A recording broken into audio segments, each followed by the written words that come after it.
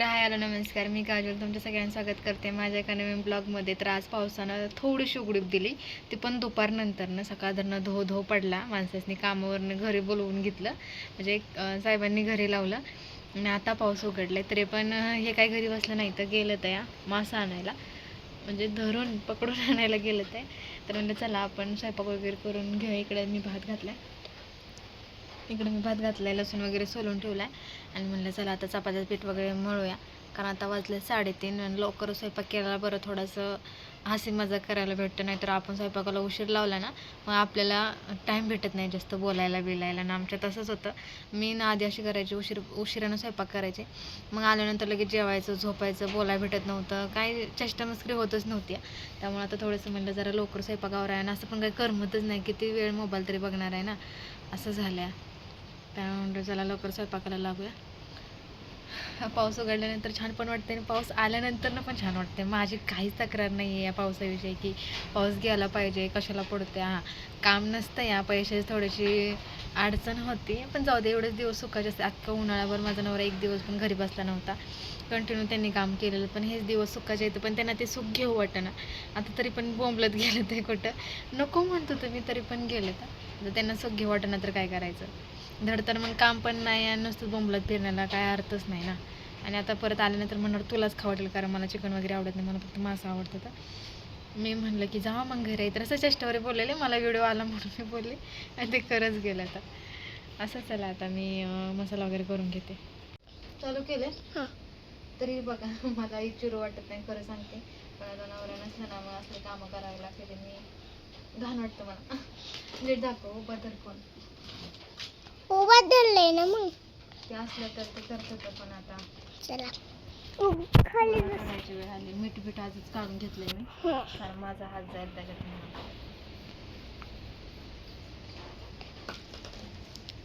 थांब ना, मला बोलू दे ना ग. तू काय बोलणार आहे आता? बोलते ना. राहू दे, नंतर बोल. तुझ्याकडे केल्यानंतर फ्रीज मध्ये ठेवलंय आणून, थंड थंड झालं. इकडे मी मसाला तयार करून घेतलाय. पुढे कांदा, लसूण आणि खोबरं ही पिशवीला. आणि मग दिसणं काय करत होती माहिती का मम्मा? आम्ही ही करत होती, छोटस उडव घेत होतो. भजी बनवायचं जेवण ही असं नव्हतं. मी तशी बनवते, मम्मीला दाखवते, असं नाही. आता काय ग, बाहेर भांडीत नाही ती. चल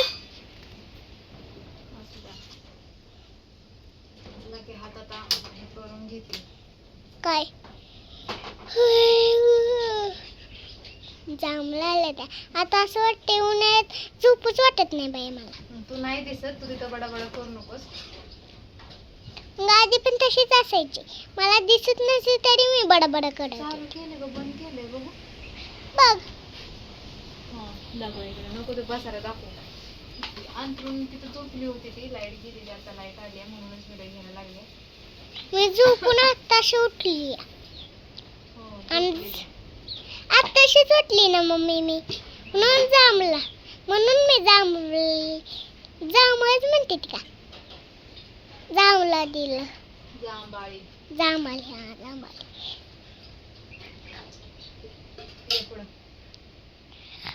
काय करू आता, दाखवू काय याच्यात? हां, आता इथं तेल ओतलंय आणि सकाळी माझ्याकडून एक पराक्रम झालेला. दूध सांडलं होतं, पासून काढलं. पागल औरत.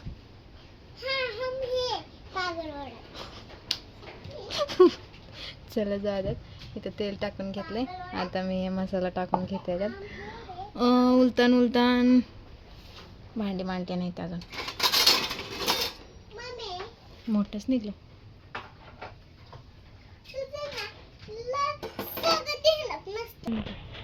तर आता तेल तापलंय, आता मसाला टाकून घेऊया आपण. मी काय व्हॉइस ओव्हर वगैरे करणार नाही, जळण म्हणून जास्त नाही, कारण आपल्याला भाजच पण परतणार आहे. तर जास्त फास्टच वाढवलं ना तर खूप लगेच करपतं. एक मिनिट पाणी घेऊ दे मला.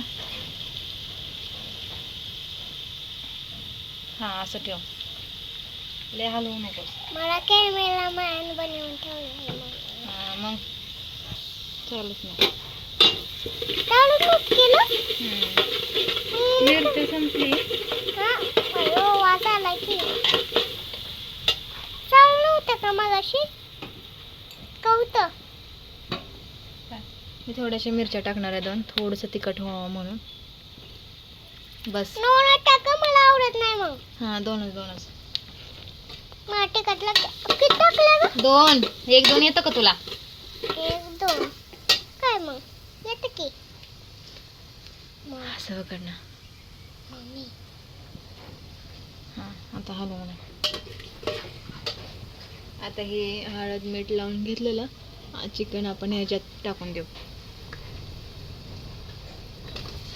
मी तमालपत्र दालचिनी तसलं मी काय टाकलेलं नाही. आमच्या घरात नाही आवडत. मला पण नाही आवडत. मला तिखट पण नाही आवडत.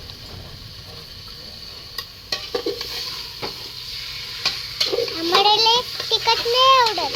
आम्हाला सुक्का आवडत आहे कळलं काय क्या म्हणून आम्हाला चटणी नाही टाकणार मिळली म्हणून मी सांगते काढून ठेवून नका कळलं काय क्या. यात मी कांदा टाकणार होती पण कांदा पण मागच्या वेळेस सोनं म्हटली नको टाकू, त्यामुळे मी आता कांदा पण नाही टाकणार. तर त्याला आपण थोडंसं वापरून घेऊया. थोडंसं पाणी वापरून घेऊया. करू का टाक? गरम झाला ना ह्याच्यामध्ये आपण हे ओतून देणार आहे आणि मग कुकरचं टोपण लावून घेऊया. गॅस थोडंसं वाढवते म्हणजे पाणी तापल. गार पाणी घातल्यानंतर ना चिकन असं डांडारतं लवकर शिजत नाही. आताच आले होते लगेच गेली, थांबतच नाही लाईट. कुकरला आता टोपण लावून दिलंय तर चला आता बाहेर जाऊया. बाहेरचं पण वातावरण बघूया कारण आता घरी कोणी नाही, मी एकटीच आहे. त्यामुळे मी तुम्हाला थोडंसं बाहेरचं दाखवू शकते. तर वारं जास्त असणार आहे आणि माझा आवाज कमी.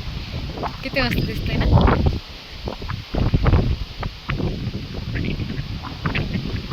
मस्त सुंदर दिसते. अशी हिरवळ बघून ना मनाला समाधान वाटते. एक दिवस होता की इतकं भकस वाटायचं इथं ना, तर इतकं मस्त वाटतं ना. आता तरी पाऊस आहे, थोड्या दिवसानं पाऊस बंद होईल, ऊन जेव्हा पडेल ना आणि सगळीकडे हिरवळ असेल, उन्हाची तिरप असेल, तेव्हा इथं बसायला आणि हा नजारा बघायला लय मस्त वाटतं. आता असे कुठं तरी उगवून आले, अजून जास्त नाही आहे कारण आता 2-3 दिवस झालेच फक्त पाऊस पडतो आहे आमच्याकडं. अजून जर कंटिन्यू पाऊस लागला आणि जास्त हिरवं उगवून आली ना लय भारी दिसतं. जसं उन्हाळ्यात रानात करमत नाही ना, तसं पावसाळ्यात रानाशिवाय मजाच नाही मी तर म्हणत. त्याला तुम्हाला झाडं दाखवते. तर झाडं मला लावायची आहे. आज पाऊस उघडलाय पण मला स्वयंपाक करायचं, त्यामुळे त्यात मी गुंतून बसल्या. उद्या जर पाऊस उघडला तर उद्या मी झाडं लावून घेईन कारण इथं जास्त गचपान झालंय. झाडाचं दाखवते. अख्खा उन्हाळाभर ह्या झाडांना इतकं जपले आणि जगवलंय ना, तर आता ह्या झाडांना फुलं लागतील. इथं बघा किती, एकच भीती वाटते याच्यात हात घालायची. हे बघा छोट्याशा भरणीत लावलेलं झाड आहे. नंतर ते एवढं मोठं झालंय तर त्यातनं काढायचं आहे आणि एक सेपरेट झाडं लावायची आहेत. त्या हा गुलाबाला तर लय फुलं आली. ती इकडनं दाखवते. वा वा वा वा डर गए मी तो. कसलं मस्त दिसतंय ना. लई दिवसात ना तुम्हाला मी माझे गुलाबाचे झाडं दाखवलेत. गुलाबाचं झाड दाखवलं, एकच आहे, झाडं नाही ते.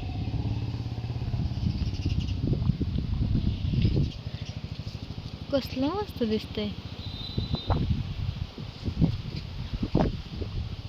इथं चिनी गुलाब तर पूर्ण असं फुललं या.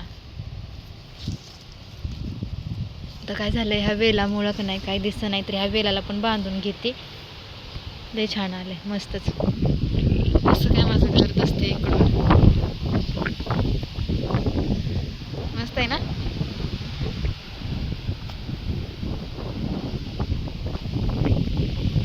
टरबूज पण आलेलं आहे. आता टरबूज जळून गेलं ना, आता कलिंगड आलंय. इकडं पण आलंय. श्रेयसने मी इथं बसून कलिंगड खाल्लेलं ना, त्याचा होऊन आल्या. कपडे धुवायचेत मला. आणि जेव्हा मी या कुंडीत लावलेलं का नाही, तेव्हा थोडंसं लावलं होतं, म्हणजे एवढीच ही लावलं होतं ना. आता बघा भरणी दिसायची पण झाली. एवढं मस्त आलं. हे उपटते, नाही तर मोठं झालं का नाही उपटा येत नाही.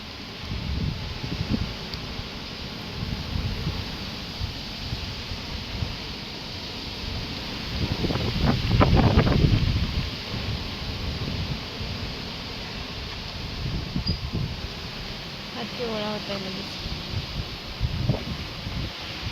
हे पण झाड बघा किती मस्त वाटतंय. मी जेव्हा माझ्या झाडांना बघते ना तेव्हा मला लय मस्त वाटतात. इथं कांगरीच वाढलाय, काढूया थोडंसं ऊन पडलं का. बघा ना, इतक्या दिवस ना झाडांना पाणी घातलं तर झाडं नीट वाढत नव्हती, 2 दिवसातच कांगरीच उगवून आलाय दारात. ह्याला पण काढून टाकू लवकरच. आणि इथं ना मी आणि श्रेयस इथं बसून आंबं खायचो. पाणी भरत भरत आम्ही आंबं खायचो आणि झाडांना पण कधी कधी पाणी सोडलेलं असायचं का नाही, तर मग इथं हात वगैरे धुवायचं, मग कोया इथंच फेकून द्यायचं. तर मी फेकलेलं आहे कोयीचा आंबा आलाय हा. श्रेयस तर तिकडंच फेकून द्यायचं, तिकडं काय आलंच नाही. मी फेकलेली कोय आली उगवून. किती मस्त वाटते नाही पण झाड.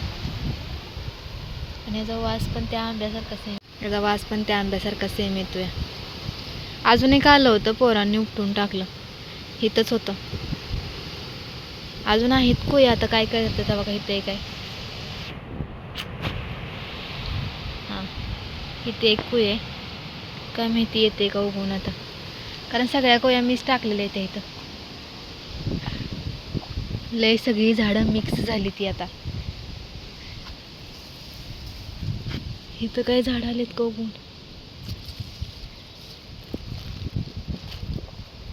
नाहीत. इथं मी टाकलं होतं, ते नाही उगवलं. आणि कोरपड पण आता छान अशी उगवून आली. मला कोरपडे बघितलं तर वेगळंच समाधान वाटतं. किती हिरवी हिरवी दिसते ना, उन्हाळ्यात लय घाण झालेली. म्हणजे ना अशी तांबडीच पडलेली आहे, आणि पाऊस पडल्यापासून हिरवी हिरवी झाल्या.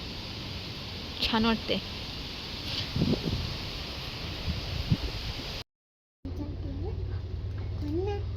दिसलंय त्यांना. वाव, एकदम असं. आमच्याकडे त्याला ना सूप नाही मिळत, आळणी म्हणतात. म्हणजे सातारकडच्या जास्त ते नाही, त्यांना माहिती आहे. मिक्स करून देऊ. तुम्ही पण असलं ना सातारकडचं तर सांगा.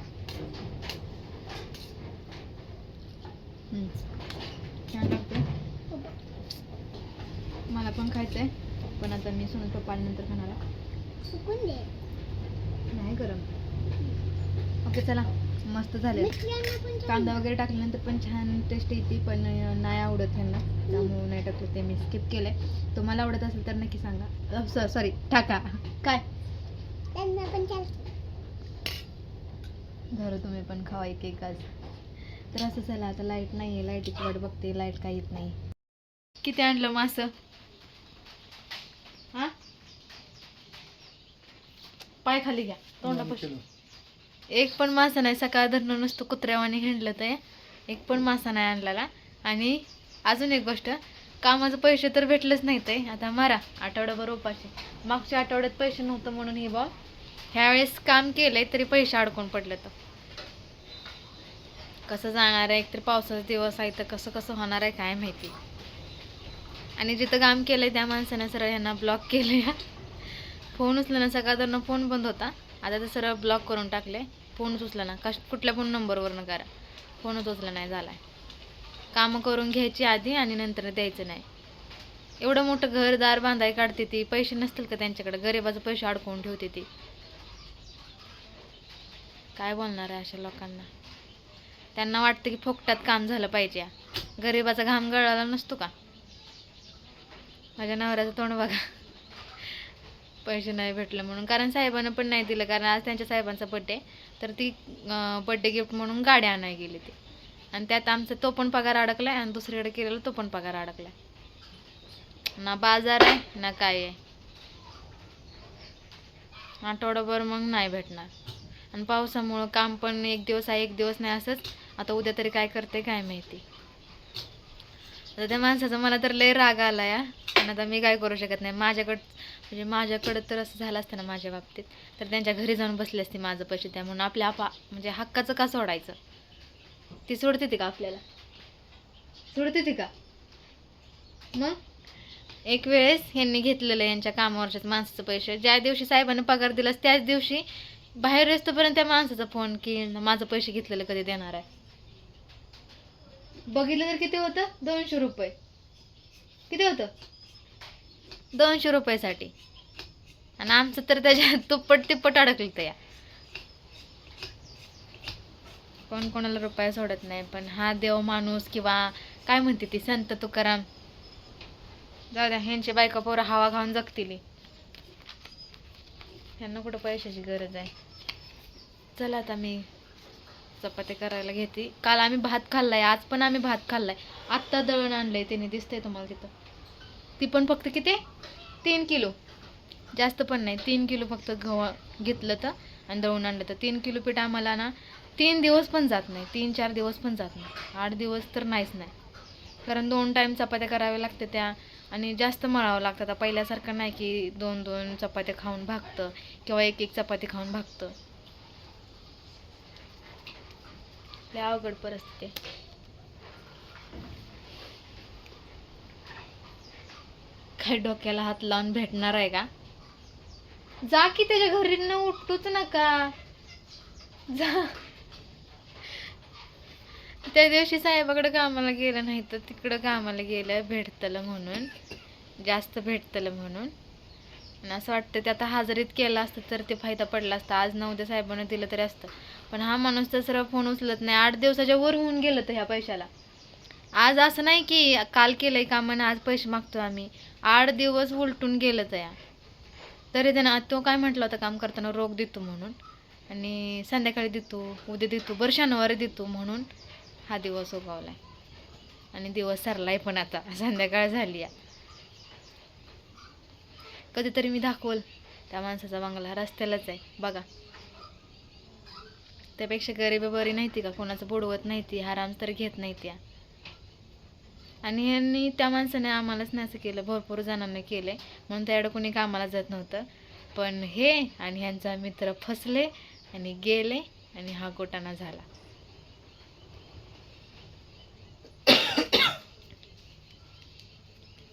जाऊ द्या. काय किती फोन लावला तर 100-1 फोन लावला असतं.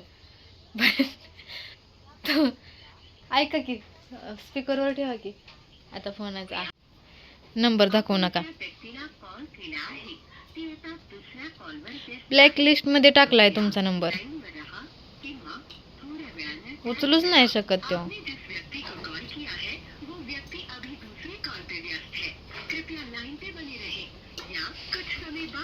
राहू द्या, करा कट, नको मागायला. कष्टच असतं ना ते माणसाला नाही पचत. काय आयुष्यभर जाणार नाहीत आपलं पैसे त्याला. राहू द्या,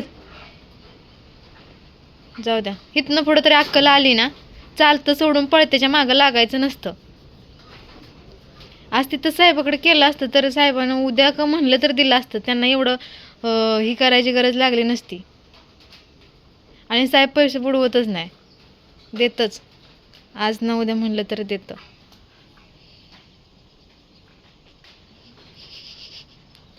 कसं वाटतंय? असू द्यात, आता उचला हा सगळा पसारा. जाऊ द्या, उठा, लागा कामाला. काय तुम्ही टेन्शन मध्ये असला म्हणून काय तू काय पैसे घेऊन पळत येणार नाही. हाय का, इथनं उठायचं तिथं बसा, तिथनं उठा इथं बसा. असंच पाहिजे मी तर म्हणते माणसाला.